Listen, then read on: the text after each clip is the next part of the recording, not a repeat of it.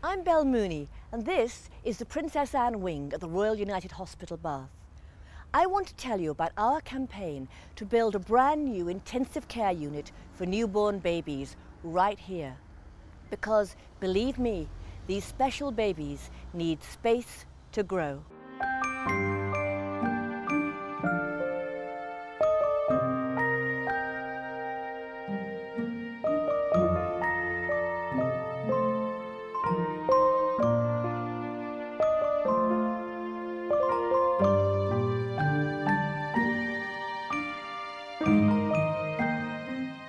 This is the Newborn Intensive Care Unit, known as Nicu.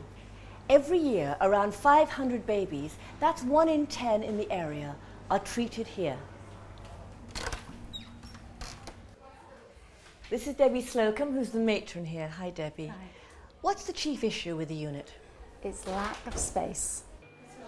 This is one of our single rooms. At the moment we've got twins in there, which is lovely because there's one set of parents, but sometimes we have different babies from different families and 2 sets of parents, and it gets very crowded.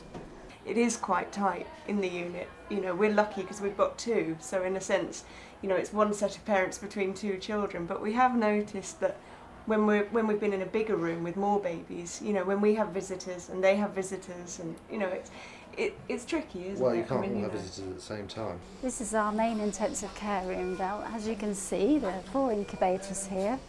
Our equipment's got quite big and it's quite difficult to manoeuvre. These incubators, when you've got doctors and nurses working with a baby, it's very, very cramped and you can hardly move.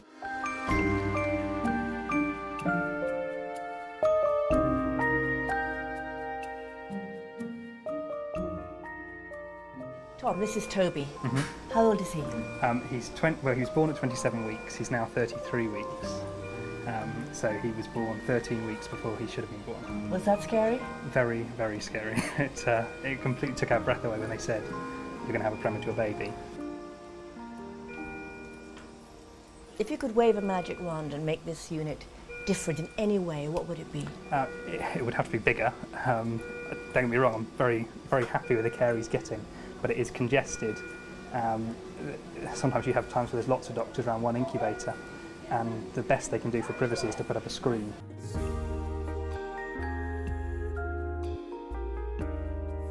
There are lots of health and safety issues. We have wiring for all the equipment trailing around the floors, and we have to be very careful we don't fall over them.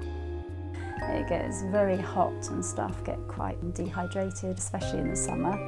The lights we have here are either very bright, we can dim them, but we haven't got individual lighting at each baby space.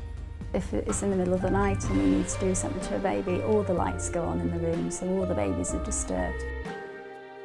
I'm Bernie Marden, consultant neonatal paediatrician.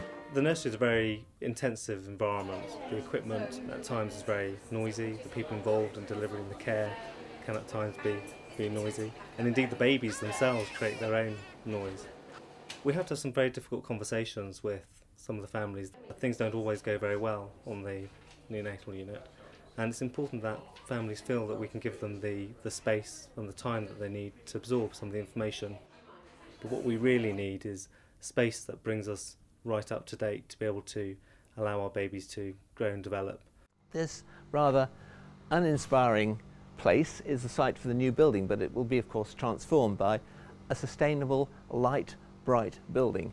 When you come in to the front door, instead of the cramped, dark space you have now, there'll be lightness, there'll be brightness, there'll be works of art, there'll be high ceilings, there'll be natural ventilation. It'll be an altogether uplifting experience, and I hope a sense of optimism will pervade it. At the moment, there's rather a sense of hard work, endeavour in very difficult circumstances.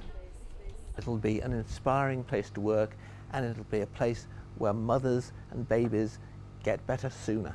David Radford is an architect, but he's also a father with first-hand experience of this unit. You enter this world which you're entirely unprepared for. We were in at least twice a day for that 6 months, and it becomes your world. I mean, it is the most frightening experience I think I've ever had to deal with.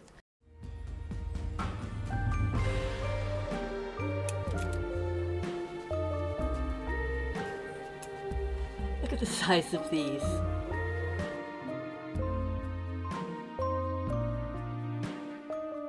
I agreed to become president of this appeal because I really feel involved. You see, both my own children were premature and in units just like this one, so I really know how these parents feel. We need to raise 4.5 million, aiming to complete in 2010. We can do it with your help. So please, please help in whatever way you can to deliver a new standard of care for the sake of the staff, the parents, and these very special babies. Nicu needs you.